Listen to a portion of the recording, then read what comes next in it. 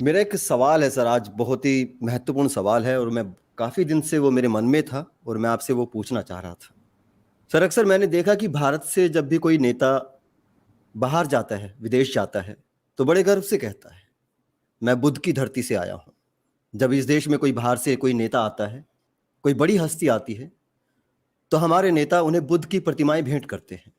इस बात का जो आकलन मैं कर सकता हूँ, वो यही कि बुद्ध का व्यक्तित्व पूरे विश्व में एक विशेष सम्मान रखता है। शायद उनके मानवतावादी विचारों द्वारा जो जो उनका संदेश है, उसका पूरा विश्व सम्मान करता है। शायद उनकी वो बात हर किसी को अच्छी लगती है कि आप मेरी बात को तब तक मत मानो, जब तक वो आपके तर्क की कसौटी पर खरी ना उतरे। मुझे लगता है सर, रैशनैलिटी का पहला नियम ये होना ही चाहिए, क्योंकि ये नियम ऐसा है कि इससे आप बुद्ध की ही बात को भी, जो अगर किसी को इलॉजिकल लगे, रिजेक्ट मार सकते हैं। चाहे वो उन्होंने कही है या उनके बारे में उनके बाद किसी और ने कही है।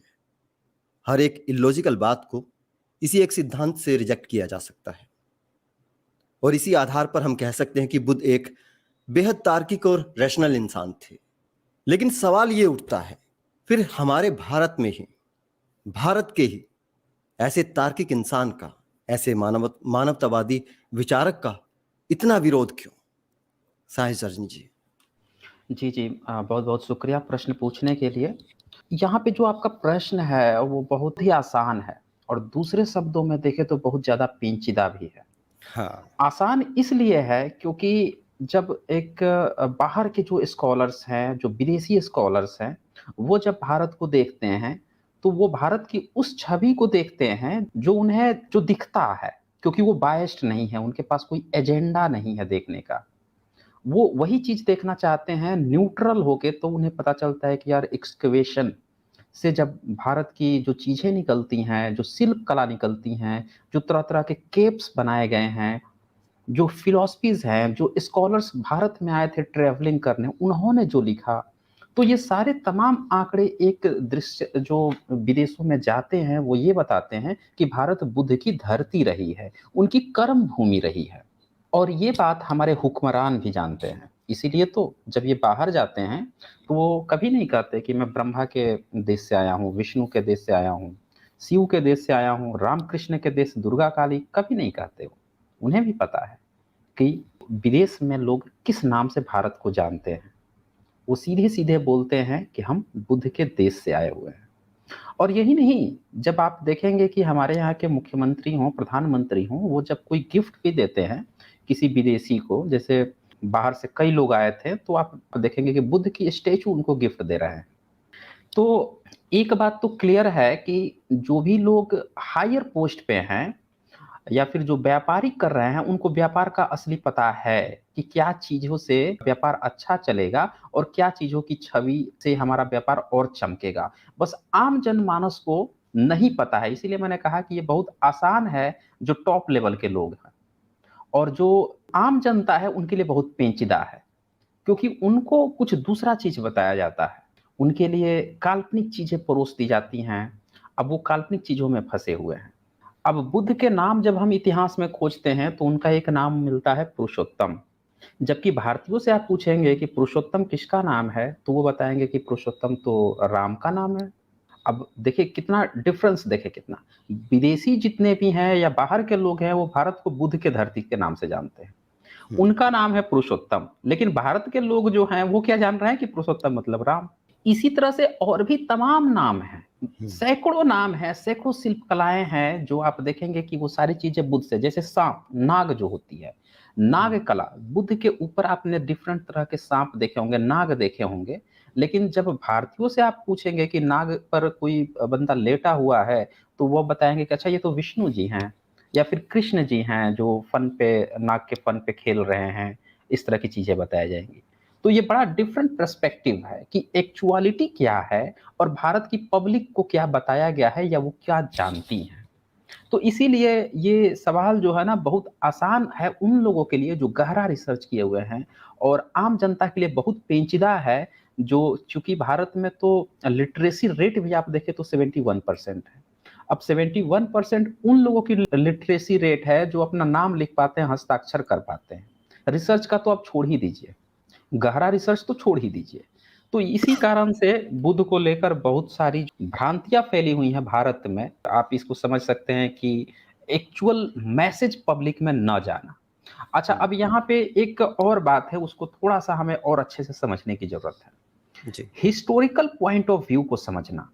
हुँ, बुद्ध के हिस्टोरिकल पॉइंट, क्योंकि जब हम किसी महापुरुष की बात करते हैं, जैसे एग्जाम्पल के लिए भगत सिंह की हम बात करते हैं। हुँ, भगत सिंह 23 साल की उम्र में फांसी पे झूल गए, फांसी के फंदे पे। हम हुँ, उनका योगदान खोजते हैं कि भारत में उनका क्या योगदान है।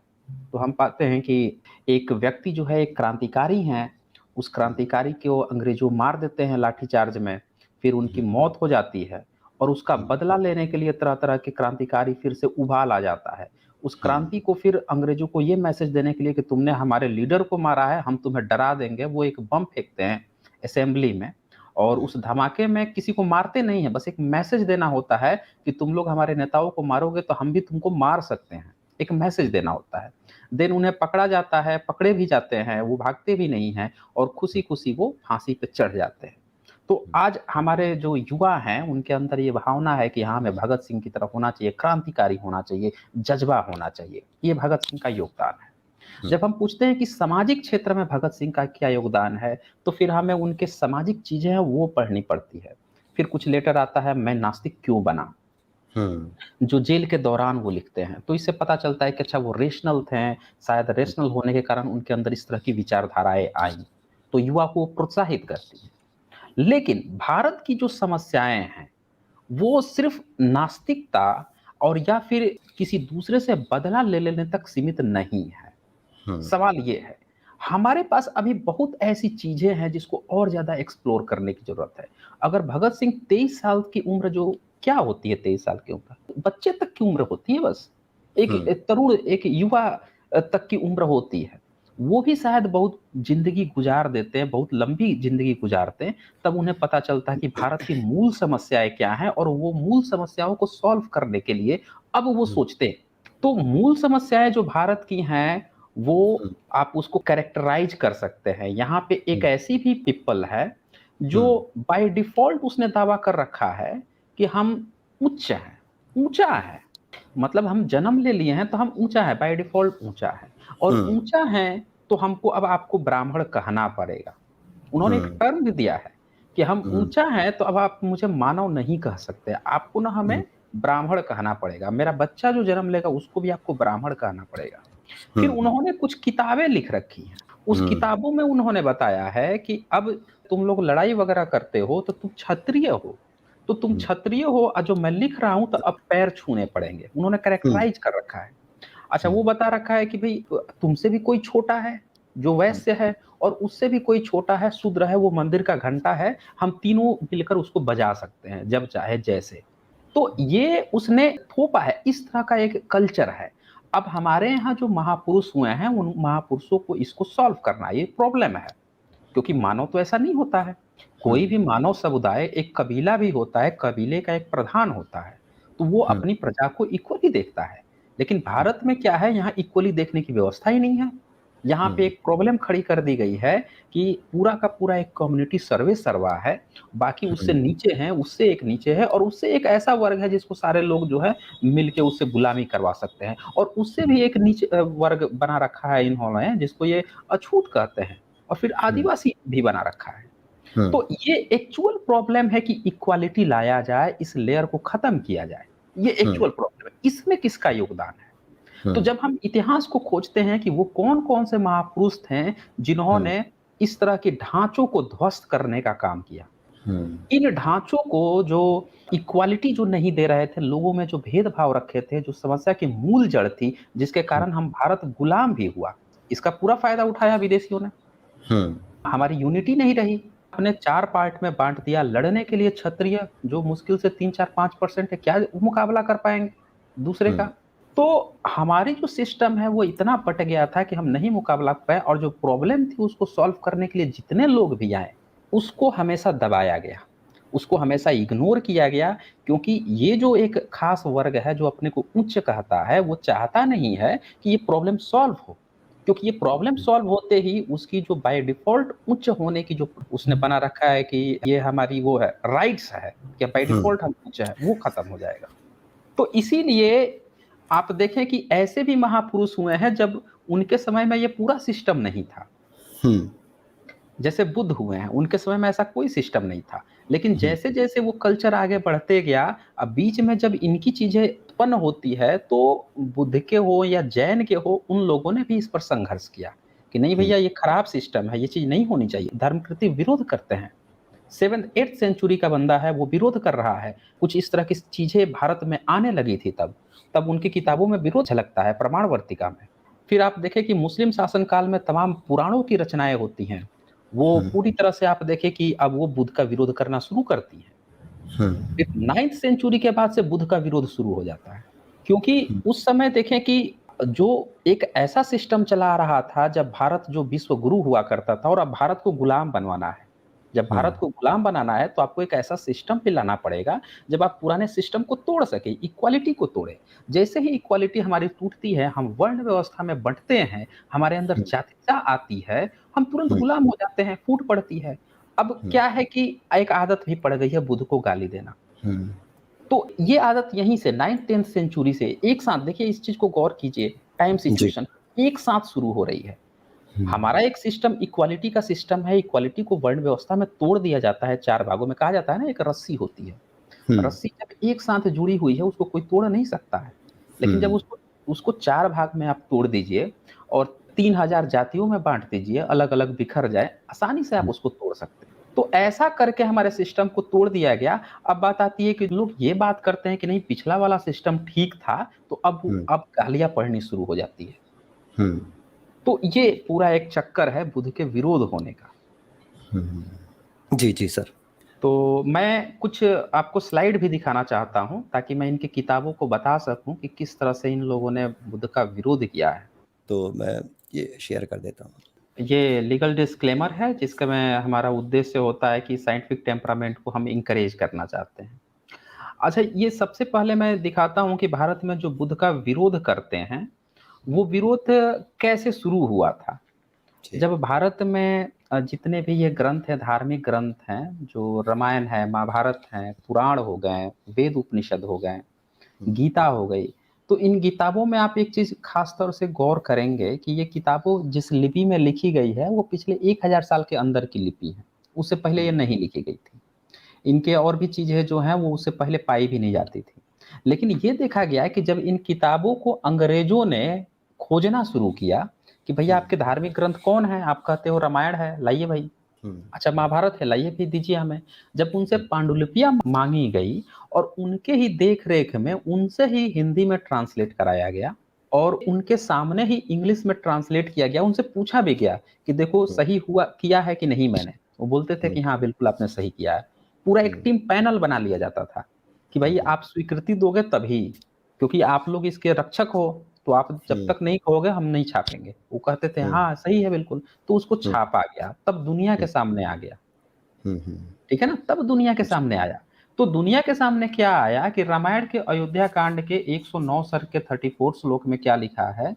यथा ही चोरः सः तथा ही बुद्धः। अर्थात हुँ। जैसे चोर दंडनीय होता है उसी प्रकार वेद विरोधी बुद्ध बौद्ध मतावलंबी भी दंडनीय है और वाल्मीकि रामायण में आप देख सकते हैं इसको साफ-साफ। अब यहाँ पे आप ये सोचें कि भई जो लोगों का ये दावा है कि हम तो भई त्रेता युग से रामायण को याद करते हुए आए हैं। हुँ। अगर इनसे आप पूछेंगे कि रामायण क्या है? श्रुति है कि स्मृति है? तो हुँ। इसको नहीं कहेंगे कि ये स्मृति है। अच्छा। हाँ, स्मृति एक होता है ना कि आप याद करके लिखे हैं। तो हाँ। आप कहीं तो ये तो याद करके नहीं लिखे हैं, ये तो बोलते हैं कि उसी समय से वाल्मीकि जी लिख दिए तभी से हम लिख के कैरी करके ला रहे हैं। हुँ। तो इनके वाल्मीकि कब के हैं? पूछिएगा हुँ। कब के हैं? तो कहेंगे हुँ। त्रेता युग के। त्रेता हुँ। युग कितने साल पुरानी है? तो ये बताएँगे हुँ। कि त्रेता युग जो है वो हुँ। साढ़े 10 लाख साल से लेके 17 लाख साल के बीच की है। हुँ। आप बताइए कि 17 लाख साल पहले, साढ़े 10 लाख साल पहले जो है, उस समय कौन बंदा किस लिपि, किस भाषा में लिखा होगा, उसको ये कैरी फॉरवर्ड करके ला रहे हैं। आज तक ये काल और तिथि ही डिसाइड नहीं कर पाए। रामायण अच्छा की सबसे बड़ी बात तो हाँ, ये है। हाँ। हाँ, जी। बिल्कुल। हुँ। इससे भी आगे बढ़ गए तब जब किसी विदेशी वाले ने एक मज़ाक-मज़ाक में बोल दिया, यार 4-5 हज़ार साल पहले ऐसा लगता है ना कि कोई पत्थर-वत्थर ले जाके और हुँ। उधर फेंका है। हम्म, श्रीलंका और उसके राम तमिलनाडु सेतु। के बीच में। हाँ, हाँ, राम सेतु के।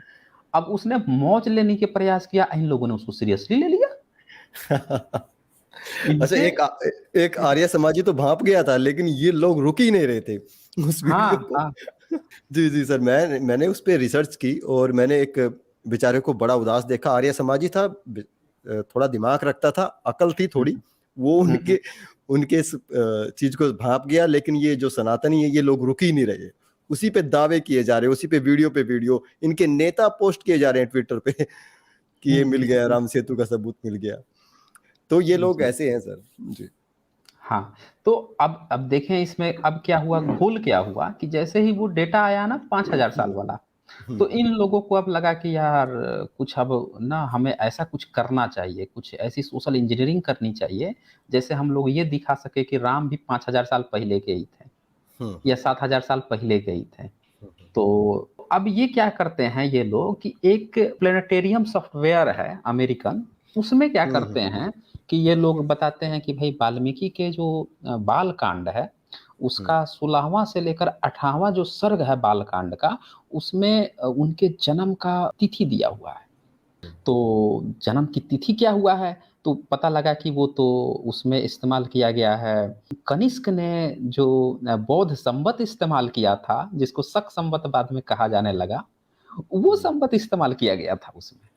मतलब कि जो पहली सेंचुरी 78 एडी से जो इस्तेमाल हुई है, वो इनके वाल्मीकि रामायण में इस्तेमाल हुई है। चैत उसमें इस्तेमाल किया गया है, सोचिए। हम्म, और ये चैत शब्द जो है ये बौद्ध इसमें आता है, कनिष्क के जो कैलेंडर है 78 एडी का, उसमें आता है, उसको इस्तेमाल किया गया था। उसके हम्म, आधार पर ये क्या बता रहे हैं कि अब ये खोज रहे हैं कि नहीं 7000 साल पहले जो है प्लेटेनियम, इनका सॉफ्टवेयर बता रहा है कि 7000 साल पहले हम्म, कोई एक वो था, राम का जन्म हुआ था।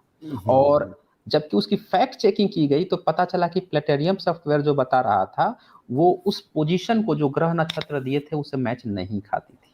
हम्म, तो इसमें बहुत सारी चीजें आती हैं, ये झूठ बोलते हैं इस तरह के, ये लोग 7000 पर भी ले आए थे, लेकिन यहाँ मेरे कहने का मतलब ये है कि जो किताब जो है जिसमें पहली सदी के कैलेंडर जो है वो प्रयोग किया गया है, जिसकी हम्म, लिपि पिछले 1000 साल की है, और जिसमें बुद्ध का ये जो श्लोक है उनको गाली दी जा रही है बुद्ध को, हम्म, तो इनकी धार्मिक किताबें बुद्ध से पहले कैसे हो सकती हैं? एक तो बात ये हो गई कि बुद्ध के बाद की हैं, दूसरी बात क्या हो गई कि बुद्ध को ये गाली दे रहे हैं। मेरा मेन हम्म, पर्पस जो है कि इनकी धार्मिक पुस्तक जिसको ये कह रहे हैं, जिसमें उसको मर्यादा पुरुषोत्तम राम दिखाने का प्रयास कर रहे हैं, उसमें ये बुद्ध को गाली दे रहे हैं।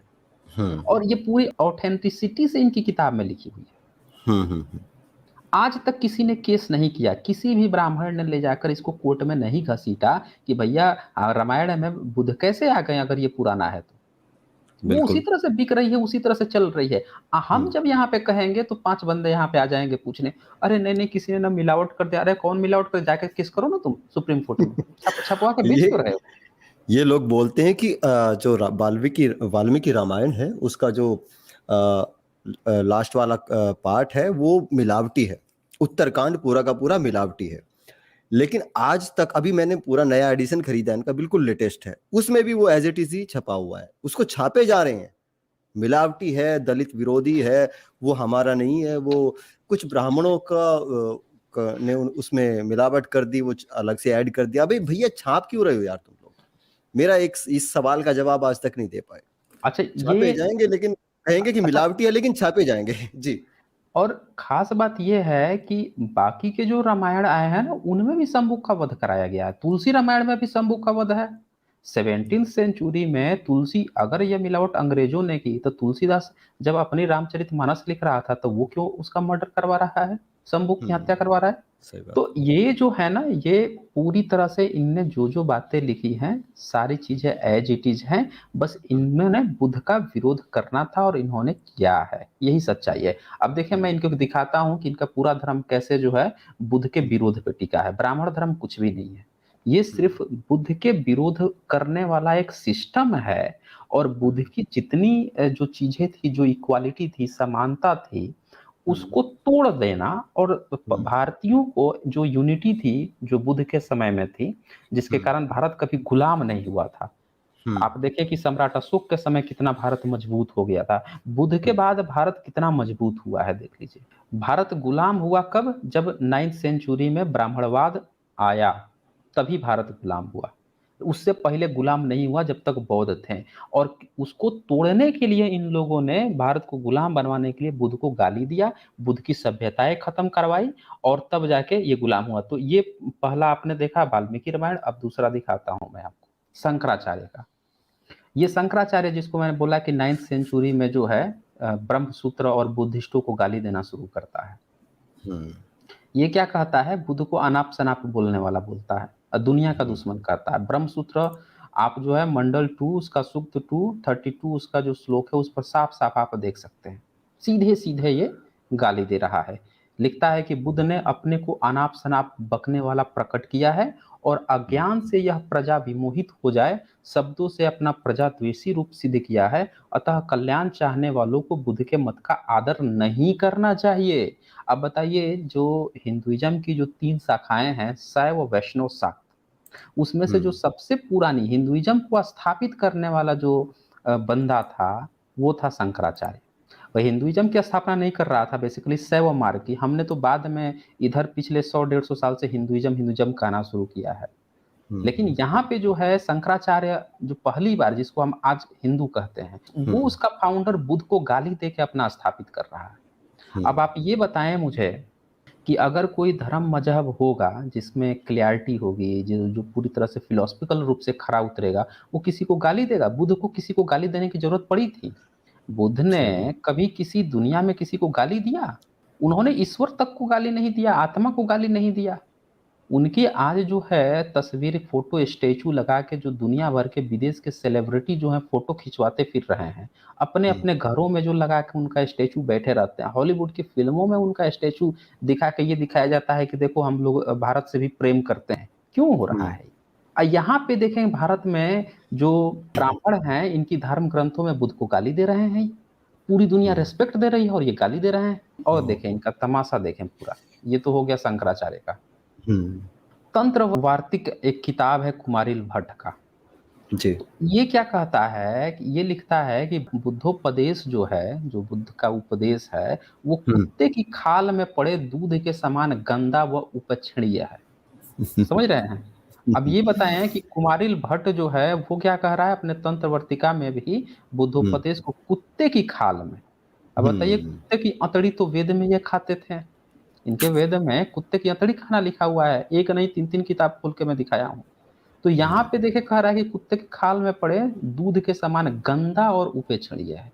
अब बताइए आपका भई आपका धर्म बहुत अच्छा है, आप मान लेते हैं कि आपने कोई नया धर्म बनाया, तो हुँ, आपको ज़रूरत क्या है किसी दूसरे को गाली देने की? आप अपना धर्म चालू कीजिए ना, आपका अच्छा है लोग आएँगे। आप हुँ, दूसरे को गाली, आप मान लेते हैं कि कोई बिज़नेस खोलते हैं, आपने बिज़नेस हुँ, खोला, आप अच्छा प्रोडक्ट बेचोगे, पब्लिक आएगी, आपकी कस्टमर बनेगी। हुँ, अब ये क्या है कि आपसे पहले किसी और का जो बिज़नेस है उसको आप गाली दे रहे हो, कह रहे हुँ, हो कि वो बहुत खराब है, इसका तो मतलब ये है कि आप उसके कस्टमर को ही लेना चाह रहे हो। आपका हुँ, पूरा का पूरा बिज़नेस ही उसके ही कस्टमर पे टिका है कि उसके कस्टमर मेरे पास आएँगे। ये सही एक बात है। सीधे-सीधे ये इंडिकेट करता है कि पूरा ब्राह्मण धर्म ही बुद्ध हुँ, मार्ग को ही कब्ज़ा करके आज का ब्राह्मण धर्म खड़ा हुआ है। तभी ये लोग गाली दे रहे हैं। हुँ, 9th-10th सेंचुरी में जो ये गाली दे रहे हैं, इसका मतलब कि पूरी तरह से भारत बौद्धमय था, लोगों की आस्था बुद्ध में थी। अब बुद्ध को ये अब बदनाम कर रहे हैं, गाली दे रहे हैं। हुँ, जैसे हुँ, आप एक एग्ज़ाम्पल लीजिए जेएनयू का। हुँ, आपने देखा होगा कि जेएनयू भारत में नॉन टेक्निकल यूनिवर्सिटी में टॉप में रहता है। हुँ, तो बिल टॉप में रहने के बाद भी एक हाँ, हाँ, माहौल बनाया गया कि हुँ, सब लोग गाली देना शुरू कर दिए उसको। सब गाली दे हुँ, रहे हैं, बिना जाने-बाने, ये जानते हुए भी कि वो टॉप पे है। तो उसी तरह हुँ, से 9th सेंचुरी में एक माहौल बनाया जाता है बुद्ध को गाली देने का और ये हुँ, वो दार्शनिक हैं जो लगातार गाली दे रहे हैं। अब ये देखिए हुँ, और आगे मैं आपको दिखाता हूँ।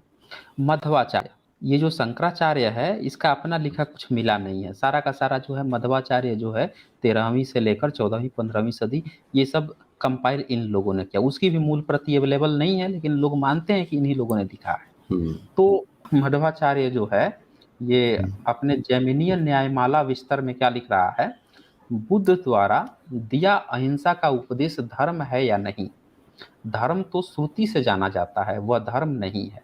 कुत्ते के चमड़े की थैली या कुप्पी में रखा हुआ गोदुग्ध पवित्र अर्थात ग्राह्य नहीं होता। देखिए ये भी वही चीज जो है बुद्ध को टारगेट करते हुए बोल रहा है। अच्छा, और देखें, सांख्य तत्व कौमुदी के लेखक वाचस्पति मिश्र। अब ये वाचस्पति मिश्र हो गए, अरुंधति हो गया, इसी तरह से और भी बहुत सारे थे जो 9वीं सदी से लेकर 16वीं सदी तक लगातार बुद्ध को गाली दिए हैं। तो ये जो है ये क्या करता है कि बौद्ध जैन आदि के लिए मलेच्छ, पुरुषापसद, नीच पुरुष, पशु प्रायः जैसे शब्द का प्रयोग करते हुए लिखा है। तो ये देखिए क्या लिखता है, आप पद के ग्रहण से बौद्ध भिक्षु निग्रंथ मतलब जैन संसार मोचक आदि अनाप्तों के आगम सदृश प्रतीत होने वाले वचनों का निराकरण हो जाता है। इन वचनों की अयुक्तता इनके निंदित होने और उच्छित मूल होने से, वेद मूलक मतलब न होने से, प्रमाण विरुद्ध अर्थ के प्रतिपादन करने से तथा कुछ ही मलेच्छ आदि नीच पुरुषों पशु सदृशों के द्वारा स्वीकृत होने से सिद्ध होती है। तो यहाँ भी आप देख रहे हैं कि इन लोगों को ऐसा मलेच्छ कह रहा है, नीच कह रहा है, पशु सदृश से जो है इस तरह से इन लोगों को इंडिकेट कर रहा है। ये ब्राह्मण धर्म। भाई कोई भी अपनी दुकानदारी खोले, आपको अगर ईश्वर ने आपका धर्म बनाया, आपको वेद की वाणी दे दिया, तो आपको बौद्धों को, जैनों को गाली देने की क्यों जरूरत पड़ रही है? और एक चीज और ध्यान देखिएगा, 9th चूरी से पहले इनकी किसी भी धर्म ग्रंथ में बुद्ध का विरोध नहीं है। ये टाइम ड्यूरेशन देखिए, भारत में आज जिसको हम हिंदू कहते हैं उसके 3 सेक्ट हैं, शैव, वैष्णव, शाक्त, और इन तीनों के जन्म होने से पहले भारत में बुद्ध को गाली नहीं दिया है किसी ने। ये चीज गौर कीजिएगा। इसका मतलब ये है कि उस समय उनका विरोध करने वाला कोई था ही नहीं 9th सेंचुरी से पहले। ये सारे के सारे जो है ब्राह्मण हैं।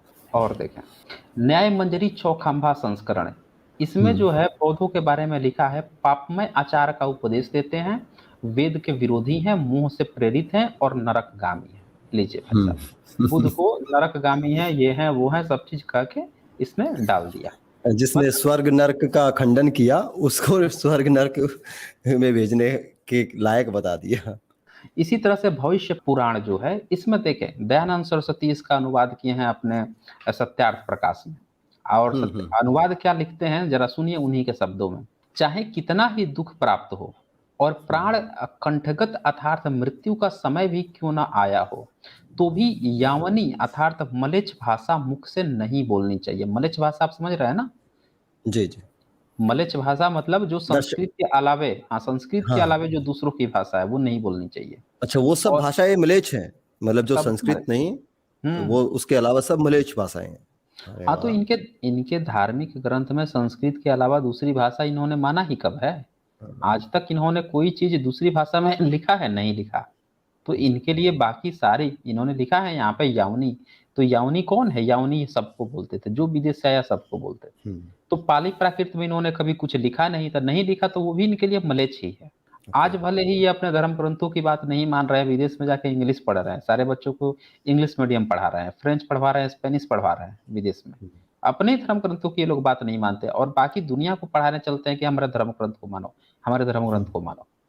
तो ये यहाँ पे बोल रहे हैं नहीं बोलनी चाहिए। और उन्मत्त हाथी मारने को क्यों ना दौड़ आता हो, जैनियों के मंदिर में जाने से प्राण बचते हो तो भी जैन मंदिर में प्रवेश ना करें, किंतु जैन मंदिर में प्रवेश कर बचने से हाथी के सामने जाकर मर जाना अच्छा है। यहाँ पे एक पॉइंट और मैं आप लोगों को जोड़ देता हूँ, ये दयानंद तो इस्लाम से भी ज्यादा खतरनाक, मतलब वो जो कहते हैं ना कि वो सिख क्या बोलते हैं वो, कि दूसरे की मंदिर में जाना उनके लिए कुफ्र है, तो ये तो बिल्कुल वैसी बात होगी सर। हाँ हाँ बिल्कुल, ये वैसे हैं कि मतलब यहाँ पे एक तरह से जो जिहाद होता है ना कि जिहाद कर लो, अपनी जान दे दो, वही तो बात हो रही है यहाँ पे कि भैया जैन मंदिर में नहीं घुसना है, मर जाओ भले, हाथी आके कुचल दे तुमको, लेकिन जैन मंदिर में नहीं घुसना है। यहाँ पे एक चीज और ध्यान दीजिएगा, दयानंद सरस्वती जो है बौद्ध और जैन को एक ही बोलते थे। यानी यहाँ पे जो जैन लिखा हुआ है इसका मतलब सिर्फ जैन मत समझिए, बौद्ध भी समझिए। दयानंद सरस्वती की सबसे बड़ी गलती क्या है कि इन्होंने अपने सत्यार्थ प्रकाश में ये बताया कि बौद्ध और जैन अलग अलग नहीं होते हैं, एक ही होते हैं। कोई उनको जैन कहता है और कोई उनको बौद्ध कहता है, उनको इतनी भी अकल नहीं थी कि दोनों अलग होते हैं। तो यहाँ पे आप दोनों समझें कि इतनी इनकी नफरत है बौद्ध और जैनों से, ये भविष्य पुराण में इन लोगों ने लिखा है। भविष्य पुराण में इन्होंने लॉर्ड मैकाले का ज़िक्र किया, विक्टोरिया का ज़िक्र किया हुआ है, अकबर को ब्राह्मण बताया है। तो सोचिए हुँ, अंग्रेज़ों के समय में भी जो किताब ये कंपाइल कर रहे थे, उसमें भी हुँ, इनका जो ज़हर था बौद्धों और जैनों के प्रति, वो छुपाए नहीं छुप रहा था। हुँ, उस समय भी ये ज़हर इनके मुँह से निकल रहा था, क्योंकि ये हमेशा ही ज़हरीले लोग थे। पद्म हुँ, पुराण देखें, भूमिखंड, इसमें क्या है कि जैन धर्म सारे पापों से भरा हुआ है। लोग हुँ, उससे मोहित होकर वेद धर्म के आचार को त्याग कर उसे ग्रहण कर लेते हैं। ये देखें हुँ, यहाँ पे भी जैन का मतलब सिर्फ जैन मत समझिएगा, क्योंकि हुँ, जैन जो है ना बौद्ध को ही बौद्ध जैन एक मानने वाले ये लोग हैं। वे हुँ, सब पापी हो जाते हैं। इसमें हुँ, संशय नहीं है कि जैन धर्म पापों की जड़ है। हे राजेंद्र, हुँ, जो इस पर मुग्ध हो जाते हैं वे पतित हो जाते हैं। ये श्री राम हुँ, आचार्य कृत पुराण किसने बनाए उसके पेज 16 पे लिखा हुआ है। अब ये बताइए हमें कि जब पद्म पुराण जो है वो ये बात कह रहा है कि हुँ, जो भी जैन या बौद्ध में जो मुग्ध हो जाता है वो पतित हो जाता है, नीच हो जाता है। ये समझिएगा इस चीज को। हुँ, नीच हो जाता है, पतित हो जाता है। इन्होंने अपने धर्म ग्रंथों में बौद्ध और जैनों को इसलिए नीच बना रखा है कि जो वो हुँ, ग्रहण करेगा वो नीच हो जाता है। तो ब्राह्मण जो है, जो इन सारी किताबों को लिखा है, सारे धार्मिक ग्रंथ जो है क्षत्रियों ने तो लिखा नहीं, आज़ादी नहीं है हुँ, उनको लिखने की। हुँ, वैश्य लिखा नहीं, अशूद्र तो लिख नहीं सकता था। अंत्यज की तो हुँ, बात ही छोड़ दीजिए। हुँ, तो ये सारी बातें ब्राह्मण लिखा। तो जब ब्राह्मण जो है वो दिखा रहा है कि बौद्ध और जैन जो है नीच होते हैं, इन पर जो कर ले तो इन मर जाओ लेकिन इनको एक्सेप्ट ना करो। वो नीच बता रहा है, इनको नीचा दिखा रहा है, इनको गाली दे रहा है। क्या बौद्ध और जैनों ने कभी इनका अपने धर्म ग्रंथों में ब्राह्मणों को गाली दी है? सवाल ये हुँ, होता है ना। आप हमें मान लीजिए आप हैं और मैं हैं। मैं आपको हुँ, लगातार गाली दिए जा रहा हूँ, दिए जा रहा हूँ और एक आप हैं कि आप हमेशा प्यार से रहते हैं, कभी किसी को गाली नहीं देते हैं। तो बुरा कौन होगा दोनों में से? सही बात है। ये चेक करना पड़ेगा ना कि बुरा कौन है। आपने मान हुँ, लीजिए कि मुझे कभी गाली ही नहीं दिया, आप बिल्कुल शांत रहते हैं, आप सबसे हुँ, सद्भावना की बात करते हैं, तो यहाँ पे हुँ, बौद्ध और जैन के साथ ये है। ये ना किसी को बिल्कुल। गाली दे रहे हैं, प्यार-मोहब्बत की बातें हैं, ये तो जीव-जंतुओं को भी ना मारने की सलाह दे रहे हैं। ये तो दुश्मन हुँ, को भी कह रहे हैं कि यार दुश्मन भी अच्छा है, दुश्मन भी इनसे प्यार करेगा कि यार देखो इसके पास चांस था मुझे मारने का लेकिन ये मुझे माफ़ कर दिया, हुँ, हैं। आज तो मैं मर जाता लेकिन माफ़ कर दिया। उससे भी ये नफ़रत कर रहे हैं ये लोग। ब्राह्मण जो है। ऐसे हाँ। सीधे-साधे इंसान हाँ, बोलें। जी, मैं यही तो सोचकर हैरान हूँ सर कि मैंने अभी भी कि बुद्ध का जो मत है या जो बौद्ध की जो विचारधारा है, उसमें कहीं भी और इतनी कोई ना तो पाखंड है, ना ही अंधविश्वास है, ना ही उसके अंदर इतना मतलब कुछ भी क्रूरता है। वो एक करुणा में एक शांत और एक प्यार-मोहब्बत से रहने की समानता की बात करने वाला एक मत है। मैं ज़्यादा उसके बारे में जानता नहीं, ऊपरी तौर पर मैं जितना जानता हूँ उतना। उसका इतना विरोध क्यों? इतना तो ये ग्रंथों में अभी तो कुछ ही पढ़े हैं आपने। हुँ, मुझे हुँ, लगता है हुँ। और भी आगे होंगे। मैं बहुत है, हैरान हूँ इस बहुत है। चीज़ को लेकर कि इतना मतलब एक अच्छी विचारधारा को जो कि भारतीय ही है, उसको अपनाया जा सकता था। उसको अपना कहकर भी तो प्रचारित किया जा सकता था। उससे ये भी तो कहा जा सकता कि ये हमारे भाई हैं, इन्होंने अच्छी बात की है। इस बात को आप रख लीजिए और बाकी कोई बुरी बात भी लगे आपको तो वो छोड़ दीजिए। लेकिन पूरा का पूरा सिरे से ही उसको बेवजह ही उसको गालियाँ दिए जाना या फिर उसको नकारते रहना, ये बड़ी अजीब बात है। ये तो बहुत क्या बोलते हैं ना संकुचित मानसिकता की बातें हैं हिंदू धर्म में। जी सर। जी, जी, आपने बिल्कुल सही कहा है। मैं एक उदाहरण से आपको समझाता हूँ। मान लीजिए 2 व्यक्ति हैं हुँ, और दोनों जो हैं, दोनों को कहा जा रहा है कि आप दोनों हिंदू हैं। हुँ, एक व्यक्ति जो है, वो क्या करता है कि जन्म लेता है ब्राह्मण फ़ैमिली में हुँ, और वो कथा वाचन चूज़ करता है कि अब मैं कथा वाचूँगा। हुँ, वो दुनिया को दिखाता है कि मैं भले ही ब्राह्मण फैमिली से जन्म लिया हूँ, लेकिन मैं अपना सरनेम जो है दुबे, हुँ, चौबे, छब्बे, नब्बे, दीक्षित, विक्षित, शिक्षित ये सब नहीं रखूँगा। हुँ, ठाकुर लगा लेता है अपना नाम, हुँ, ताकि लोग समझे कि ये कोई ठाकुर साहब है। हुँ, कथा वाचना शुरू करता है। अच्छा, दूसरा जो है वो एक महिला है। वो भी सोचती हुँ, हैं, लेकिन वो ब्राह्मण नहीं है, गैर ब्राह्मण है। वो सोचती हैं कि भई चलो हम भी कथा वाचन करेंगे। कथा वाचन करने वो भी पहुँचती हैं, वो भी पहुँचता है। अब वो जो है अपना थोड़ा-सा जनेऊ दिखाता है, फेसबुक पोस्ट हुँ, डालता है कि नहा के हुँ, आए हैं, आज जनेऊ मेरा दिख रहा है। हुँ, बैठता है कथा वाचन करने तो भी थोड़ा जनेऊ साइड से दिखा के बैठता है कि लोग समझे मैं जनेऊधारी हूँ। तो भले ही उसने ठाकुर लगा लिया, फिर भी उसकी जो है खूब चल रही है, खूब उस पर कोई उसको रोकने वाला नहीं है, कोई एक शब्द कहने वाला नहीं है कि भई तुम जो है मत कथा वाचो। और हुँ, जिसके पिताजी जो है साइकिल पे चलते थे, वो इतना बड़ा एम्पायर खड़ा कर लेता है जैसे बहुत बड़ा धनाढ्य हो। हुँ, करोड़ों-करोड़ों की संपत्ति खड़ा कर लेता है, उसको कोई रोकने वाला नहीं। हुँ, वहीं दूसरी तरफ जो महिला हैं, वो उनका सरनेम साहू है। अब हुँ, वो कथावाचन के लिए जब कहीं पे जाती हैं, तो अचानक से उन पर फ़ोन आता है, धमकी देना शुरू करता है और कौन हुँ, धमकी दे रहा है? यही ब्राह्मण। मतलब हुँ, उसकी बपौती है कि ये हुँ, काम भी मैं ही करूँगा, तू कौन होती है करने वाली? हुँ, अरे हिंदू कह दिए तो तू चने के झाड़ पे चढ़ गई कि हुँ, तू कथावाच देगी। ये इसीलिए हम लोग ब्राह्मण धर्म कहते हैं कि इसमें ब्राह्मण धर्म जो है, वो हमेशा ही दूसरों से नफ़रत करना सिखाता है। जिसको कहेगा ना हिंदू, उससे भी नफ़रत करेगा। हुँ, तू भी कथावाचन नहीं कर सकती, इस पर सिर्फ़ मेरा अधिकार है। इससे आप समझ सकते हैं कि बौद्धों को किस तरह से ये नफ़रत करते थे, बौद्ध और जैनों से। जब ये उस व्यक्ति से भी नफ़रत कर सकते हैं, उस औरत से भी नफ़रत कर सकते हैं, जो इनकी तरह ही धार्मिक है, इन्हीं की चीज़ों को करना चाहती है, फिर भी ये कह के कि तू वैश्य है, तू शूद्र है, तू करेगी। उसको फ़ोन पे धमकियाँ आ रही हैं लगातार। और ये रियल घटना है। अभी पिछले 1-2 महीने के अंदर की ये रियल घटना है। वो पूरी की पूरी धमकी जो है लीक की गई है। तो हुँ, इससे ये चीज़ यहाँ से क्लियर होता है, आप समझ सकते हैं कि ये हमेशा ही नफ़रती लोग हैं और नफ़रत बाँटते रहे हैं। इनका जो धंधा है कि कथा वाचना, पूजा-पाठ कराना, हमेशा ही इनका काम है कि पाखंड को बनाए रखना। इनकी पूरी की पूरी चीज़ ही पाखंड पे टिकी हुई है। पाखंड, अंधविश्वास और उसको ये धंधा बना लिया है। एक होता हुँ, है ना कि आप जब जैसे चोर होता है, डकैत होता है, तो उसके पास कोई ऑप्शन नहीं रहता है कमाने-खाने का, तो वो मान लेते हैं चोरी करने में एक्सपर्ट है, चोरी करता है वो। डकैत हुँ, है, वो डकैती में एक्सपर्ट है, डकैती करता है।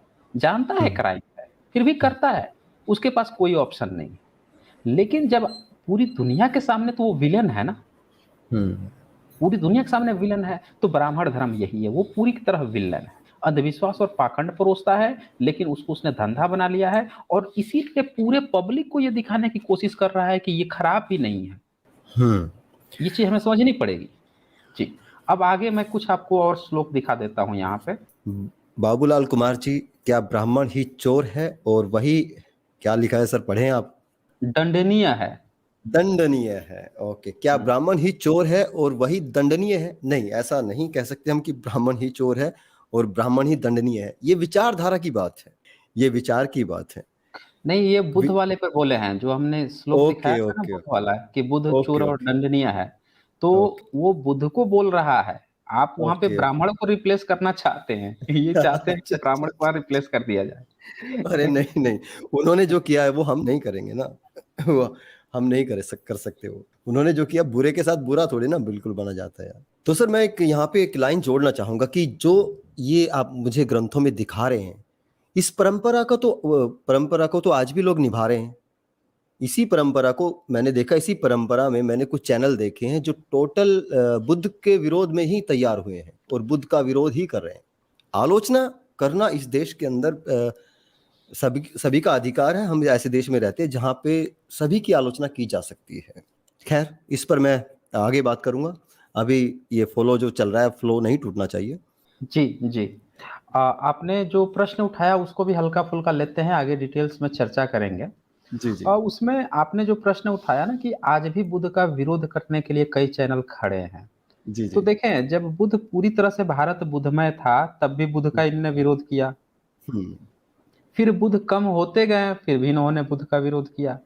फिर हुँ, कम होते गए, इतना कम हो गए अंग्रेजों के समय में कि हुँ, पब्लिक भी पूरी तरह से भूल गई बुद्ध को। हुँ, और बुद्ध के जो तमाम अवलोकितेश्वर बुद्ध थे, लोकेश्वर थे, इन सबको जो है ब्रह्मा, विष्णु, महेश बनाया जा चुका था। काली, दुर्गा, काली, तारा देवी को बनाया जा चुका था। हुँ, डाकिनी को बनाया जा चुका था। हुँ, तो पब्लिक को अब ये नए नाम याद थे, अब बुद्ध को पूरी तरह भूल चुके थे, गाली हुँ, देते हुँ, थे। अब कोई नाम भी नहीं लेता था, अच्छा ब्राह्मण तो यार बड़ा गाली देता है, हम नाम लेंगे तो कुछ हमारे साथ वो कर देगा, बुरा कर देगा, तो हुँ, लोग नाम लेना भी छोड़ दिए। तो बुद्ध हुँ, पूरी तरह से खत्म। लेकिन इधर से फिर से जब से एक्सकवेशन हुआ, धरती से जब बुद्ध निकलने लगे, हुँ, तो देखें कि भारत जो है बाबा साहब भारत के सबसे बड़े सिंबल ऑफ नॉलेज हुए। भारत ही नहीं, विश्व के सिंबल ऑफ नॉलेज की उपाधि मिली उनको। हुँ, उन्होंने एक शब्द कहा कि भारत जो है ब्राह्मणों और जो बुद्धिज्म है, इन दोनों के हम्म, संघर्ष की कहानी है। आप हम्म, बात सही भी है। हम्म, ये जब से ब्राह्मणवाद उपजा है, पहले तो था ही नहीं, लेकिन हम्म, जब से उपजा है, ये उपजा ही बुद्ध के विरोध में है। हम्म, तो उपजा तो वो तभी टिका हुआ है जब तक का बुद्ध का विरोध करे। पब्लिक को वो हिंदू मुसलमान दिखाता है, पूरे पब्लिक को दिखाता है कि देखो हमारी मूल समस्या मुस्लिम है। लेकिन आप हम्म, देखेंगे कि ये जो है अपने बेटों की शादी किसी बुद्धिस्ट से नहीं करता है, ये अपने हम्म, बेटे बेटियों की शादी करता है मुस्लिम से। ये ध्यान हम्म, दीजिएगा, जरा गौर कीजिएगा। आज तक इसने बच्चियों की शादी कभी नहीं कहेगा जाके बुद्धिस्टों से कर लो, लेकिन ऐसे तमाम ऐसे लोग मिल जाएंगे जो मुस्लिमों को अपनी बेटियां दे रहे हैं। तो यहाँ पे एक चीज पता चलता है कि पब्लिक को या दुनिया को कुछ और दिखाया जा रहा है और संघर्ष हम्म, कहीं और है। इनकी इतनी सारी किताबें मैं जो दिखा रहा हूँ, ये सारी किताबें अंग्रेजों के समय में कंपाइल हुई। हम्म, इनमें से ऐसी जैसे भविष्य पुराण है, अकबर को ब्राह्मण बताया गया, हम्म, मुस्लिम को ब्राह्मण बताया जा रहा है। लॉर्ड मैकाले तक की चर्चा आ रही है, विक्टोरिया की चर्चा आ रही है। इन्हीं किताबों में जो है, इनके सारे ग्रंथों में, जैसे 16वीं 17वीं सदी में तुलसीदास है, ये शूद्रों को, पिछड़े वर्ग के लोगों को गाली दे रहा है। हम्म, सारे पिछड़े लोगों को और इनको नीच बता रहा है, गाली दे रहा है, आलोचना कर रहा है, लेकिन एक बार भी किसी मुस्लिम की आलोचना नहीं किया है। हम्म, ध्यान दीजिएगा इस चीज को। तो इन्होंने, इनकी सारी किताबें जो हैं वो मुस्लिमों की आलोचना कतई नहीं करती, एक जगह भी नहीं करती। लेकिन ये जो है बुद्ध का विरोध जरूर कर रहे हैं, और यहाँ के जो हम्म, मूल निवासी लोग हैं, शूद्र हैं, उनका विरोध जरूर कर रहे हैं। ये चीज हम्म, गौर करने लायक है। तो इसीलिए आज भी जो बुद्ध का विरोध कर रहा है, वो बुद्ध का विरोध नहीं कर रहा है। दरअसल वो भारत की जो शूद्र जनता जिसको बनाया गया है, जिसको अंत्यज बनाया गया है, दरअसल उनका और उनकी विचारधारा का विरोध कर रहा है। हम्म, वो हमेशा से चाहता है कि बाबा साहब की जो विचारधारा है, बाबा साहब के हैं या एससी एसटी वर्ग रहे, उनको वो मारना चाहता है, उनको दबाना चाहता है, उनको वैचारिक रूप से गुलाम बनाना चाहता है। क्योंकि भारत में आज देखिए बुद्धिस्ट लोग कितने हैं। जो सर्वे हुआ था 2011 में, तो 0.6%, 0.7% बताया गया था कि इतने बुद्धिस्ट हैं। 1% से भी कम। उसके पीछे पूरा ब्राह्मण धर्म पड़ा हुआ है। उसके पीछे पूरा ब्राह्मण धर्म पड़ा हुआ है। ये सोचिए, जिनकी तो जनसंख्या जो भारत में 0.6% 2011 की जनगणना के अनुसार है, उसके हम्म, पीछे 85% जो है ब्राह्मण धर्म। और इस्लाम से भी आजकल तो मैं देख रहा हूँ कि कुछ एक्स मुस्लिम जो हैं, इनको कुछ भी बड़ा रैशनल लोग, सर कुछ रैशनल और कुछ सो दार्शनिक कॉल्ड लोग भी। सो सो कॉल्ड कॉल्ड सो दार्शनिक कॉल्ड लोग को। हाँ, सो कॉल्ड दार्शनिक और सो कॉल्ड रैशनल लोग। ये हाँ, ये रैशनल हुआ के है। नाम पे यहाँ पे ये चीज भी मैं क्लियर कर दूं। भारत में दो तरह के मुस्लिम होते हैं, एक अशरफ होता है, एक पसमानदा होता है। जी। जो अशरफ है और भारत में जो ब्राह्मण है, ये हम्म, दोनों मिला जुला गठबंधन है इनका। ये पूरे भाई भाई हैं। ये अल्लाह उपनिषद लिख देगा उनके लिए, कुछ चाटुकारिता के लिए, और वो हम्म, आज इनके लिए उसमें से कुछ निकल के, सब नहीं, कुछ उसमें से हम्म, निकल के दिखाएगा कि हम एक्स मुस्लिम हो गए, उनकी गोदी में बैठ जाएगा। एक हम्म, चैनल खोलेगा, उस चैनल हम्म, पे बैठेगा, उसके अगल बगल आप ध्यान दीजिएगा तो सारे के सारे वही जो उसके भाई हैं, जो पिछले जन्म वाले, पुनर्जन्म ही मानते हैं ना। अकबर हम्म। पुनर्जन्म के ब्राह्मण थे। तो अच्छा, ये अच्छा। उसके सारे भाई लोग अगल बगल बैठ जाएंगे, ये पिछले हम्म, जन्म के हमारे भाई हैं। और फिर हम्म, वो क्या करेगा कि बैठ के बाबा साहब को गाली देगा, हम्म, इनडायरेक्टली। हाँ। डायरेक्ट आप नाम नहीं ले सकता ना, इनडायरेक्टली। और उन तमाम लोगों को गाली देगा, उन तमाम लोगों की आलोचना करेगा जिससे उसका कुछ लेना देना नहीं है। हम्म, मतलब उसका देखिए कि भारत के शूद्रों से कुछ लेना देना नहीं है। उसका हम्म, जो है, क्योंकि वो तो ऑलरेडी सताए हुए लोग हैं। उसका हम्म, अंतेजों से कुछ लेना देना नहीं, क्योंकि तो ऑलरेडी सताए हुए हैं ब्राह्मण धर्म से। तो जब हम्म, वो आलोचना कर रहा है मुस्लिम समाज की, तो उसको मुस्लिम के साथ साथ, क्यों मुस्लिम की क्यों आलोचना कर रहा है? क्योंकि मोहम्मद जो थे वो अल्लाह को मानते थे, अल्लाह के नाम पर उसको ऐसा लगता है कि उन्होंने कुछ गड़बड़ी कर दी है, ईश्वर को हम्म, मानते थे तो सेम चीज तो यहाँ ब्राह्मण धर्म ने किया है, ब्राह्मण ने किया है, तो उसको अपना भाई बना के अगल बगल बैठा लेगा। हम्म, इस चीज को समझिए। एक तरफ जो बात कह रहा है दूसरे के लिए, उसी को अगल बगल बैठा लेगा। और गाली हम्म, किसको दे रहा है? तो उन हम्म, समाज को गाली दे रहा है जो लोग रेशनल है, नास्तिक है, जो ईश्वर को भी नहीं मानते, या उस हम्म, विचारधारा को मानते हैं जो विचारधारा जो है ईश्वर को नहीं मानती। उनका आप मजाक समझ उड़ाया रहे हैं? जाता है, उन्हें हाँ, जलील किसको किया दे जा रहा है? रहा है। जी। हाँ, तो उनको जलील करने के, अच्छा, अपने को वो कहेगा कि हम रेशनल हैं। ध्यान हम्म, दीजिएगा, वो क्या कहेगा कि हम तो रेशनल हैं। फिर क्या करेगा? अपने अगल बगल में टुन्नी को बैठा लेगा, जो प्रॉपर वेद की बात कर रहा होगा कि वेद तो बड़ा अच्छा है, उसको बैठा लेगा। और वो उसको बता रहा होगा कि भई ये जो है ना ये खराब होते हैं। अच्छा वो अपने देखें कि यहाँ पे एक चीज़ और गौर कीजिएगा, इसमें हर तरह का बंदा है।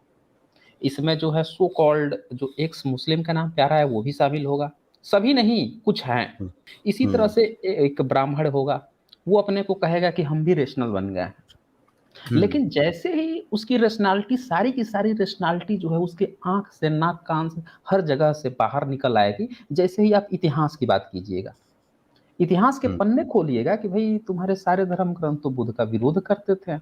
बस चिढ़ जाएगा वो तुरंत। हुँ, उसकी सारी के सारा जो रेशनैलिटी थी हवा हो जाएगी, ब्राह्मणवाद तुरंत बाहर निकल जाएगा। वो क्या कहेगा अरे ये टुन्नी है, ये बुद्ध की बात करते हैं, ये करते हैं। हम हिस्ट्री दिखा के बता रहे हैं ना, ये सारी किताबें खोल के दिखा रहे हैं। तुम्हारे हुँ, बाप-दादों ने ज़िंदगी भर बुद्ध को गरियाया और तू भी आज हुँ, बुद्ध-बुद्ध कर रहा है। क्यों कर हुँ, रहा है? तू तो रेशनल बन गया है, तू तो इंसान बन गया है, ब्राह्मणवाद नहीं चाह रहा है क्या तेरा? तो ये चीज़ हमें समझनी पड़ेगी कि यहाँ रेशनैलिटी का खेल चल रहा है। एक हुँ, है कोई नहीं है सब रेशनल, इसमें से कोई रेशनल नहीं है, एक चीज़ जानिए। ये दावा करके बैठेंगे जैसे इनसे आप बात कर लीजिएगा कि उपनिषद पे इनकी तुरंत हुँ, ऊपर से नीचे तक जल जाएगी। कहने को अपने को हुँ, दार्शनिक कहते फिरेंगे, हाँ, लेकिन जैसे आप दिखाएँगे कि भई उपनिषदों में तो बड़ी अश्लीलता है, हुँ, उपनिषद तो जो है बुद्ध के विरोध में थे, वर्ण व्यवस्था को सपोर्ट करते हैं। अब बताइए जो चीज़ वर्ण व्यवस्था को सपोर्ट करते हैं, उसको वो अच्छा बता रहा होगा। हुँ। यहाँ पे कुछ ऐड करना चाहता हूँ। हाँ जी, असल में कुछ ज़रूर। लोग आज कहेंगे बहुत सारे रैशनल लोग जो अच्छे रैशनल लोग हैं और जो तार्किक लोग हैं मेरे सहयोगी भी हैं जो मुझे देखते हैं, वो भी हो सकता है ये कहें कि क्या बुद्ध आलोचनाओं से परे है?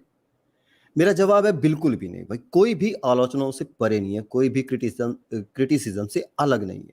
हर चीज़ का, हर विचार का हम रैशनल जो हमारा थॉट होता है उसका उसका जो मूल मंत्र है वही है शक करना और सवाल करना हर विचार पे, ठीक है? लेकिन इस जो आलोचना होती है ना, उसकी एक शर्त होती है। आप केवल निष्पक्ष होकर ही आलोचना कर सकते हैं, किसी की भी। निष्पक्ष होकर आलोचना सही दिशा में जाती है, बिल्कुल, आपको सही रिज़ल्ट पे पहुँचाएगी। अगर निष्पक्ष हुए बिना आप किसी की आलोचना करते हैं, अपने आप को श्रेष्ठ और दूसरे को नीचा दिखाने के लिए किसी की एक आलोचना करते हैं या किसी को ज़लील करने के लिए किसी के धर्म की या किसी के मत की आलोचना करते हैं, तो भैया ऐसी आलोचना दंगे ही करवाती है। उदाहरण हमारे सामने है। उससे कुछ परिवर्तन नहीं आता। उसका मकसद नहीं होता कुछ भी, अलग ही मकसद होता है। रैशनैलिटी नहीं होती उसके अंदर। हालाँकि बुद्ध की आलोचना से इस देश में कभी दंगे नहीं हो सकते, क्योंकि उन्होंने तो आलोचना तर्क और मानवतावादी और विज्ञानवादी दृष्टिकोण को ही महत्व दिया है। बुद्ध की आलोचना सिर्फ उन दलितों को तकलीफ देगी, जिन्होंने हिंदू धर्म की जातिवादी मानसिकता को छोड़कर बुद्धिज्म को अपनाया है।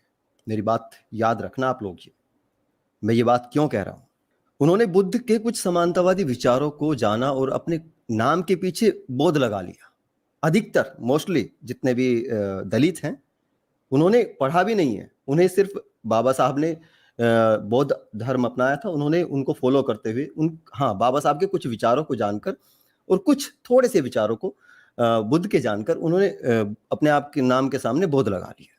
वो बोध अपने आप को कहने लगे। वो जय भीम और नमो बुद्धाय बोलने लगे। और वो क्यों किया उन्होंने?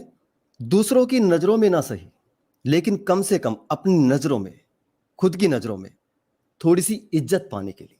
उनका बुद्धिज़्म बस इतना सा है, लेकिन पिछले कई सालों से मैंने सोशल मीडिया पे देखा है भाई साहब, बुद्ध को लेकर दलितों की खूब बेइज़्ज़ती की जाती है, उनकी इंसल्ट की जाती है, खूब आलोचना होती है। सिर्फ़ इस बात के लिए कि कोई दलित बोलता है जय भीम नमो बुद्धाय। सिर्फ इस बात के लिए। उसका इतना मज़ाक उड़ाया जाता है, इतना ट्रोल किया जाता है। मैं 3 साल पहले फ़ेसबुक पे ये सब नोट किया है मैंने। और ये करने वाले कौन थे? नास्तिक। सनातनी तो वो तो ऑलरेडी कर ही रहे हैं, वो तो ग्रंथों में भी है और वो तो कर ही रहे हैं। ख़ैर, लेकिन ये करने वाले कौन थे? नास्तिक, रैशनल, प्रोफ़ेसर, पढ़े लिखे लोग। हाँ, कास्ट ज़रा ऊँची थी। ये बात भी आप नोट करना। सभी लगे पड़े हैं। मैं ये नहीं कहता कि उनके मत की भी आलोचना नहीं करनी चाहिए। आप कर सकते हैं वाक़ई में, पूरी तरह निर्दयी होकर कर सकते हैं, कीजिए। रैशनैलिटी दया चलो ठीक है रैशनैलिटी में दया भाव या किसी पे करुणा या थोड़ा-सा रहम करने की कोई इजाज़त नहीं है तो मत कीजिए, कोई बात नहीं। कल ही वो बेचारे किसी पाखंड से निकले हैं। आज ही उनको एक थोड़ा-सा अच्छा विचार मिला है और वो उसकी जय जयकार करने लगे हैं, लेकिन आप लोगों को तकलीफ स्टार्ट हो गई। अगर आपके रैशनलिज्म की यही मांग है कि उनकी भी आलोचना होनी चाहिए, तुरंत के तुरंत तो कीजिए, शौक से कीजिए। लेकिन मैं सिर्फ एक चीज पूछना चाहता हूं, जो मैं आज देख रहा हूं, बड़े बड़े कथित सो कॉल्ड दार्शनिक, रैशनल और एक्स मुस्लिम सनातनियों के साथ मिलकर ओनली बुद्ध खंडनम का जो जाप कर रहे हैं, मैं आपसे पूछता हूं, क्या ये रैशनलिज्म है आपका? क्या ये आपकी नास्तिकता है? क्या ये आपका ह्यूमनिज्म है? क्या ये आपकी मानवता है? आज बहुत लोगों को सच में बहुत तकलीफ होगी। आज मेरे नास्तिक दोस्तों को बुरा लगेगा, मेरे जो रैशनल कहते हैं उनको भी बुरा लगेगा, बहुत सारे लोगों को आज बुरा लगेगा। डोंट वरी यार, मैं बेपरवाह होकर, बेखौफ होकर फिल्टर मारता हूँ। सीधी बात है भैया, आप लोग इस तरह के हैं तो फिर मुझे परवाह नहीं है उस चीज की। अगर आप निष्पक्ष होकर नहीं बात कर सकते तो आप लोग उनके चैनल पे जाते हैं, बड़े शौक से जाते हैं, क्या एक सवाल कर पाते हैं आप खुद को रैशनल बोलते हैं। रैशनल क्या होता है? जो सभी पे सवाल करे। लेकिन बड़ी हैरानी होती है कि आप कुछ दिनों से बुद्ध के पीछे पड़े हुए हैं। मुझे कभी किसी से दिक्कत नहीं हुई, बल्कि मैं उनको अच्छा मानता हूं जो सनातनी क्रिटिसिज्म करते हैं बुद्ध का। कोई दिक्कत नहीं, ठीक है यार, आप कर रहे हैं, वो आपका धर्म है, वो आपके ग्रंथों से उदाहरण मिलता है, वो आपके ग्रंथों से प्रेरणा मिलती है कि हमारे पूर्वजों ने ये किया, हम भी ये करेंगे। आप तो सिर्फ उनकी परंपरा को फॉलो कर रहे हैं, लेकिन आप क्या कर रहे हैं? खैर, मैं इस पर आगे भी बात करूंगा। जी, आप जी, आपने बड़ा एक अच्छा पॉइंट यहाँ पे उठाया था। तो दरअसल ये जो बात आपने कही है, इससे मुझे ऐसा लग रहा है कि फिर वो नास्तिक नहीं रहे होंगे जो हिस्टोरियन हैं। क्योंकि अगर कोई दूसरे धर्म का बंदा जो है आके या तीसरे धर्म की बात करेगा, तो सबसे पहले उससे यही पूछा जाएगा कि भई तू अपने धर्म के बारे में बता ना पहले कि तेरे राम जो है, तेरे कृष्ण जो है, तेरे ब्रह्मा, विष्णु, महेश हैं, उनके क्या सबूत हैं? पहले तो वो पूछा जाएगा ना उससे। बिल्कुल, बिल्कुल। तो वो इसका मतलब कि सामने वाले जो बंदे हैं वो लोगों को भारत में फूट डालना चाहते हैं। भारतीय लोगों में जो हेट स्पीच होती है ना कि किसी दूसरे धर्म के बंदे से तीसरे धर्म का आलोचना करवाना, ये क्या होता है? अरे भाई साहब, हाँ, जी, मैं कहता जी, हूँ कि मैं जो है मैं अगर ये दावा करता हूँ कि मैं नास्तिक हूँ या आप दावा करते हैं कि आप नास्तिक हैं, तो आपको हक है कि आप सारी चीज़ों पे बात कर सकते हैं। हुँ, आप अगर ये कहते हैं कि आप मैं सिर्फ़ एक से हिंदू हूँ, अपने का हुँ, आइडेंटिटी आप देते हैं, मैं एक हिंदू हूँ, तब फिर आपको हक है कि आप सिर्फ़ जो है हिंदुइज़्म पे बात कीजिए, बाकी सबको नकार दीजिए, बहुत डिटेल में नहीं बात करेंगे। फिर भी हुँ, आप हुँ, ये कह सकते हैं कि हाँ यार, बाकी भी खराब हैं, मैं हुँ। ज़्यादा नहीं जानता लेकिन मैं उनको समर्थन भी नहीं दूँगा। आप इतना कर सकते हैं। हाँ, जी सर। जी। जी सर, मैं एक एक लाइन और ऐड करना चाहता हूँ। अगर हाँ, दोस्तों हाँ। हमारे यहाँ पर आकर अभी कोई मान लीजिए कोई कैसर जी आकर यहाँ पे बैठते हैं और वो हुँ। हिंदुइज़्म की आलोचना स्टार्ट कर देते हैं, तो हम दही जमा कर नहीं बैठेंगे अपने मुँह में। हाँ, अभी कोई यहाँ पे कोई एक्स मुस्लिम पोप आ आकर जाए। हाँ, कोई जी, मुस्लिम जी। आकर यहाँ पे हिंदुइज़्म की बुराई करे, तो भैया हम इस्लाम पे तुरंत, हमारा पहला सवाल इस्लाम पे आएगा, तुरंत के हुँ, तुरंत। हुँ, और हम तो हुँ, आपकी नज़रों में रैशनल भी नहीं है, हम तो बुद्धिस्ट हैं और हम तो क्या बोलते हैं, चमार हैं, हम तो चमरू हैं।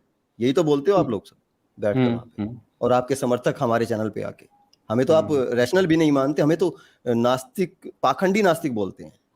हम तो हाँ, तो यो बुद्धिस्ट हैं। वही हाँ, तो इनका चेहरा आ गया ना, अभी आपने जो कहानी सुनाई उसी में चेहरा समझ में आ गया। जब कोई जो बंदा दूसरे को बुला के तीसरे धर्म की उससे चर्चा करवा रहा है और हुँ, उससे उसकी चीज़ें में हमसे यहाँ पे अगर कोई बंदा अभी मुस्लिम आ जाए, तो हम उससे ये बात करेंगे ना कि भई आप अपने अल्लाह के बारे में बताइए, आप जो है अपने हुँ, रसूलुल्लाह और जो भी चीज़ें उसके बारे में बताइए। कोई पोप आएगा तो उसके बारे में बात करेंगे। हम ये थोड़े कहेंगे कि मुस्लिम आया है तो उसे कहेंगे तुम जो है ब्राह्मणवाद की तुम हमसे बुराई बताओ। या कोई हुँ, ईसाई आएगा तो उससे कहेंगे तुम मुस्लिम में क्या बुराई है तुम मुझे बताओ। उससे हम ऐसा हुँ, थोड़ी करेंगे, फिर हम काहे का रैशनल कहाँ रह गए फिर? फिर तो हम वो हेट स्पीच करवा रहे हैं ना, बैठ के दंगे-फ़साद बिल्कुल। की तैयारी करवा रहे हैं।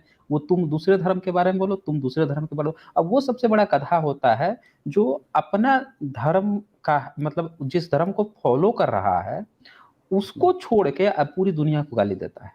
हुँ, वो सबसे बड़ा गधा होता है। तो यहाँ पे आपको ये बात ध्यान देना होगा कि यहाँ पे जो एक्स मुस्लिम हैं, वो अगर एक्स मुस्लिम्स को एक्सपोज़ कर रहे हैं, तो करें, स्वागत है। आप जिस काम के लिए बैठे हैं, जो आइडेंटिटी लेके बैठे हैं कि हम एक्स मुस्लिम हैं, तो ठीक है, आप कीजिए ना आप इस्लाम पे काम। आपको तो कोई दिक्कत नहीं है।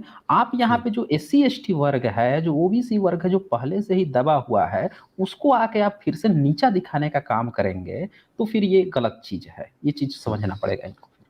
ये अच्छी तरह से समझना पड़ेगा और यही हाल उन ब्राह्मणों को भी मैं कहता हूँ, जो बैठ कर रेशनल बने पड़े हुए हैं। अपने को रेशनल कह रहे हैं, लेकिन जैसे ही बाबा साहब की बात आती है, उनकी विचारधारा की बात आती है, एससी एसटी जो जिनको कोई विचारधारा सदियों से मंदिर में नहीं घुसने दिया गया, जिनका कोई विचारधारा तक नहीं बनने दिया गया, आज जब उनके पास एक नास्तिक विचारधारा है कि हाँ, बिना ईश्वर को माने, बिना आत्मा को माने भी वो अपने दिनचर्या जी सकते हैं, तब वो तुरंत ही उनको गाली देना शुरू, मजाक उड़ाना उनका शुरू, तुरंत ही आपकी पर्सनालिटी निकल आई। पूरी जमात में नास्तिकों की पूरी जमात में सिर्फ एक इंसान मिला, बाकी सब के सब वही के वही थे।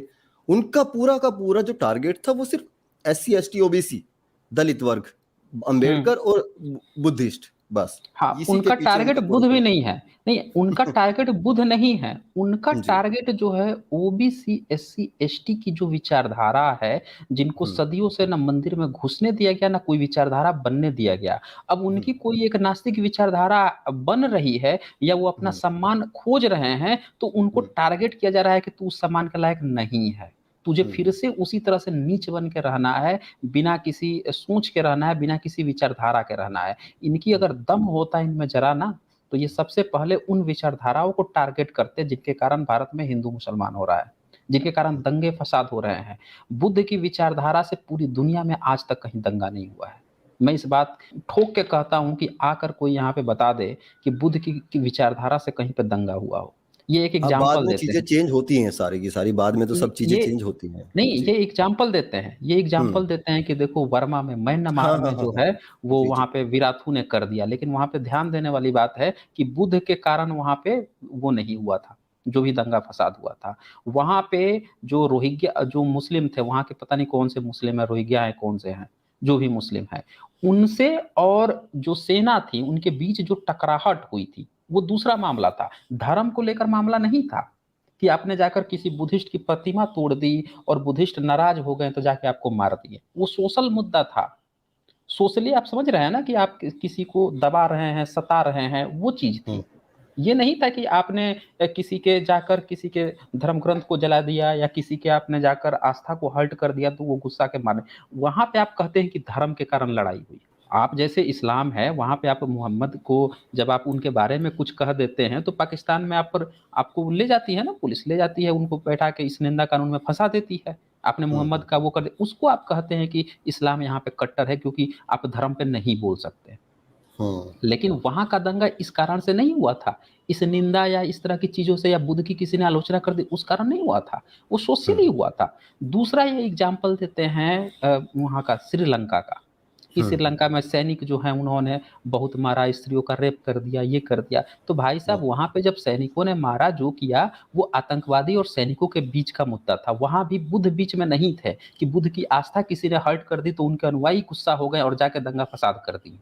दोनों ही हम्म, जगहों पे जो ये उदाहरण देते हैं, वहां पे बुद्ध को आधार बनाकर दंगा नहीं हुआ था, ये ध्यान दीजिएगा।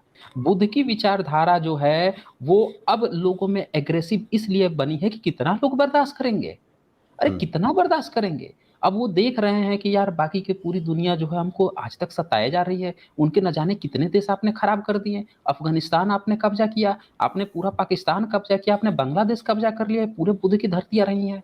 आपने जो है मंगोलिया का आधा पार्ट काट के आपने क्या क्या उज्बेकिस्तान बना लिया आपने, हम्म, ईरान और पता नहीं कितने देश हैं, आप मलेशिया में पहुंच के 50% पहुंच के वहां पे बन गए, कि न जाने कितने मुस्लिम देश आपने बना लिए बुद्ध को। कितना हम्म, बर्दाश्त करेगा कोई व्यक्ति। वो भी हम्म, पढ़ेंगे लिखेंगे, आंखें खुलेगी तो वो भी विद्रोह कर देंगे ना। तो वो हम्म, बिल्कुल दूसरी चीजें हैं। फिर भी हम्म, उन्होंने कभी किसी ने आपके मुस्लिम का किताब नहीं जलाया, आपने बामियान की तोड़ दी, उन्होंने ऐसा काम नहीं किया, क्योंकि वो लड़ाई धर्म की लड़ाई वहां पे नहीं चल रही थी। हम्म, ये चीज वहां पे देना होगा, देखना होगा। खैर, यहाँ पे जी। मैं यही कहना चाहता था कि जो भी सो कॉल्ड रेशनल बन रहे हैं और हम्म, उनको किसी रेशनल विचारधारा या भारत के किसी रेशनल महापुरुष से ही अगर दिक्कत आ रही है, तो इसका हम्म, मतलब कि वो रेशनल नहीं है, वो रेशनल नहीं है।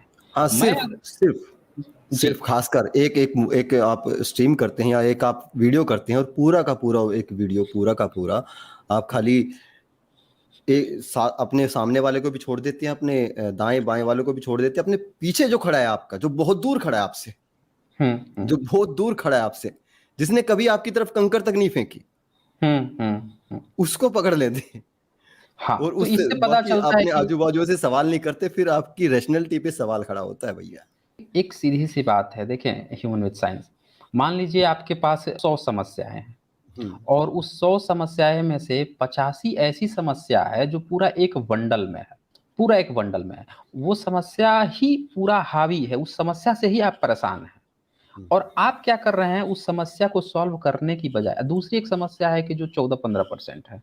हम्म अगर 85 हम नहीं रखें, अगर 82 रख दें, एक को हम्म 15% रख दें, 3% हम्म बचता है फिर। तो हम्म आप सबसे पहले किसको टारगेट करेंगे? आप जो मूल समस्या है, मेन जड़ है, उसको टारगेट करेंगे ना। हम्म तो ये जो सो कॉल्ड रेशनल लोग हैं, ये कभी आप नहीं देखेंगे कि ये बैठ के, जिस एक्स मुस्लिम की आप बता रहे थे, वो कभी आज तक उसने बैठा है कि वेदों में इतनी गंदगी है, आज मैं उसी पर चर्चा करूंगा? हम्म कभी बोला है इन लोगों ने? लेकिन ये बुद्धिज्म को खोल के बैठ जाएंगे ये। बुद्धिज्म में क्या है? क्योंकि जी बुद्धिज्म की संख्या 0.6% है और इनको बुद्धिज्म को टारगेट नहीं, इनको अपने उस सो कॉल्ड पुराने जन्म के इनके जो भविष्य पुराण वाले भाई लोग हैं, ब्राह्मण हम्म भाई लोग, उनसे पैसा लिए हुए है ना, पैसा मिल रहा है ना उनको। हम्म अब वो उनसे करवा रहा है क्योंकि उसके सारे धर्म ग्रंथ में तो बुद्ध को गाली है। ये मैंने बिल्कुल क्लियर सर, कर दिया। हाँ बिल्कुल। ये मैंने रैशनल क्लियर विचार तो ये कहता है ना कि रैशनल विचार, रैशनलिटी तो ये कहती है कि एक आदमी है वो अपनी किताब का कभी दावा नहीं करता। एक किताब है उसके पास, कोई उसको ये भी नहीं पता कि मेरे धर्म की कितनी किताबें हैं, जो सा उसने धर्म अभी पकड़ा है ताजा ताजा, एक गंदगी से निकलकर एक एक एक झंडे के नीचे आया है, या फिर एक एक उसने स्टैंड लिया है, ठीक है यार मैं अब ये करने वाला हूँ, अब मैं यहाँ पे हूँ। और खाली सिर्फ एक नाम जोड़ता है अपने नाम के पीछे कि बौद्ध हो गया मैं, ठीक है, सिर्फ खाली नाम एक, और खाली एक बोलता है कि जय भीम, बस। उसको पकड़ के मरोड़ रहे हैं।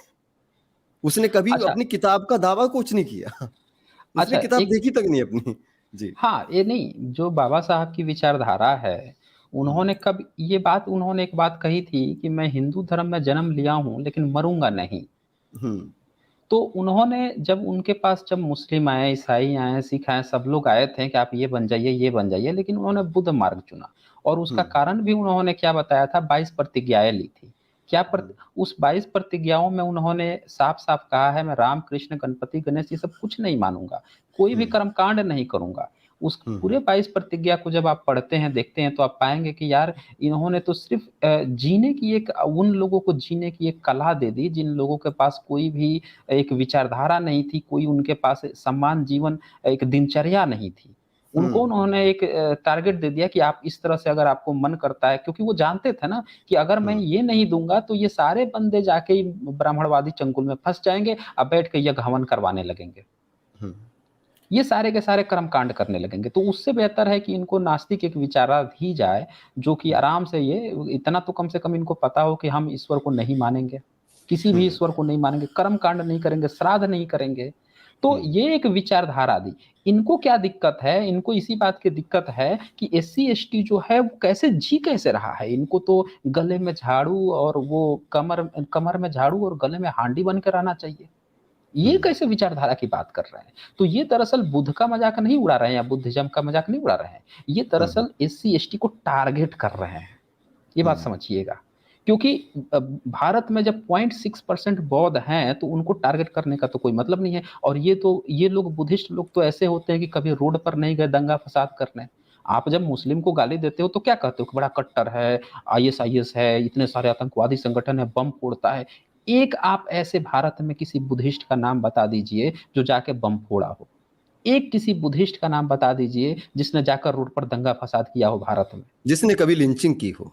हाँ, किसने लिंचिंग वगैरह की हो? अरे उनकी संख्या कम है, वो लोग तो वैसे हैं कि आप चले जाओ उनके बौद्ध बिहारों में चले जाओ तो वो बेचारे हाथ जोड़ के बैठ के अपना उपासना कर रहे हैं, अपने दुख दूर करने की बात कर रहे हैं। उनको आप गाली वहां दे दो ना तो भी वो चुपचाप सुन लेंगे, कह के बेटा तुम भी बैठ जाओ, तुम भी थोड़ा विपश्यना कर लो, अभी तुम में थोड़ा सा क्रोध आ गया है, शायद क्रोध शांत हो जाए। उनसे इससे भी हम्म मतलब नहीं कि इसने मुझे गाली दे दिया। ये ऐसे हम्म लोग हैं। और उनको ये टारगेट कर रहे हैं जो अपने को बताया कि हम सो कॉल्ड जो है रेशनल बने फिर रहे हैं। अब हाँ, रही रैशनैलिटी बात, पे सवाल हाँ, खड़ा होता है। रेशनल, तो यहाँ जी। पे सवाल ही खड़ा हो जाता है कि क्या ये लोग रेशनल हैं? नहीं, ये रेशनल नहीं है। ये हम्म छद्म भेड़िए लोग हैं। हम्म ये भेड़िए लोग हैं, मैं सीधे कहता हूँ। क्योंकि हम्म रेशनल व्यक्ति कभी ऐसी बात नहीं करेगा। मैंने किताब पढ़ी है, सेपियंस किताब पढ़ी मैंने। हम्म उसका लेखक तो बुद्धिज्म, या वो तो खुद कह रहा है कि मैं विपश्यना करता हूँ। वो हम्म तो कभी कहा नहीं कि मैं बुद्धिस्ट हूँ। तो वो हरारी। उस, जी। हाँ हाँ, नोएल हरारी, वो कभी ऐसी हम्म बात नहीं कर रहा है। ऐसे और भी तमाम हैं, आप आयरन मैन को देख लीजिए, आयरन मैन जो मूवी बनाया है, हीरो है रॉबर्ट डी हुँ, जूनियर, वो हुँ, हुँ, बुद्धिस्ट है खैर, वो तो खैर हुँ, बुद्धिस्ट है, उसकी बात छोड़िए।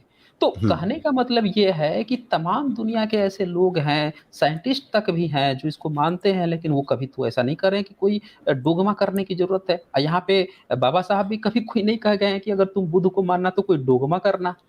अगर हुँ, बाबा साहब भी ऐसा कुछ किए होते कि भाई डोगमा में रहना है या डोगमा करना है, तब कोई कहता तो समझ में आता। तो इससे साफ-साफ पता चलता है कि इन लोगों का टारगेट एससी, एसटी, ओबीसी लोग हैं। ये टारगेट कर रहे हैं उनको, जानबूझकर। जो इनके पूर्वज जो करते आए हैं, नीचा दिखाना इन लोगों को, इनको हमेशा नीच बना के रखना, इनको बिना किसी धर्म के, बिना किसी मज़हब के, बिना किसी विचारधारा के रहने देना, छोड़ देना इनको और अछूत बना के रखना। तो इसी और अब इनको जैसे थोड़ा-सा सम्मान मिल रहा है, ये इंटरनेशनली जुड़ रहे हैं, इनका एक्चुअल जब हिस्ट्री सामने आ रही है, तो ये लोग इसको फिर से टारगेट कर रहे हैं, ये इनका एम है, ये लोग रेशनल-फेशनल नहीं है, बिल्कुल हुँ। रेशनल नहीं।